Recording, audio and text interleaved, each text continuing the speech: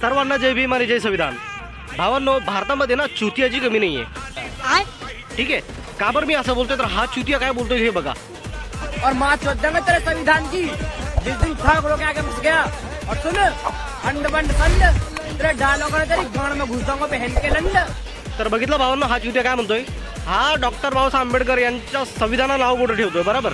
तर ह्या माधव चौदाला मी सांगू इच्छितो की भावा, तुझा जन्माचा दाखला किंवा तुझं मृत्यू प्रमाणपत्र हे सुद्धा संविधानाच्या माध्यमातून मिळतंय. एवढं लक्षात ठेवायचं. बरोबर.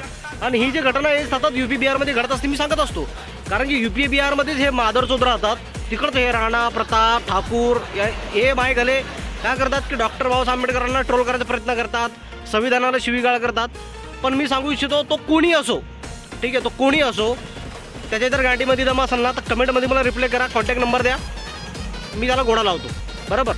संविधानाला नाव कुठं ठेवतो ना जो व्यक्ती, त्याचा कॉन्टॅक्ट नंबर द्या, त्यांनी कमेंट करावी की संविधान चुकीचं आहे. मी त्याला संविधानाच्या माध्यमातूनच चांगल्या प्रकारे घोडा लावतो. ठीक आहे. मग दाखवतो पॉवर ऑफ संविधान काय असते ते. बरोबर.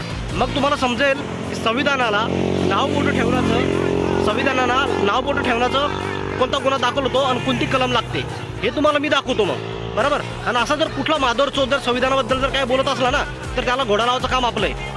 बरोबर. कारण की संविधानाचं एक आहे जे सर्वांना स्वतंत्र जगण्याचा अधिकार देतं. ठीक आहे. स्वतंत्र जगण्याचा अधिकार देतं, स्वतंत्र बोलण्याचा अधिकार देतं. पण हे असे काही नालायक माणसं आहे जे संविधानाला नाव कुठं ठेवतात. यावरती तुमची काय राय आहे कमेंटमध्ये सांगा. तुम्ही कुठून व्हिडिओ बघताय हे पण सांगा. जय भीम आणि जय संविधान.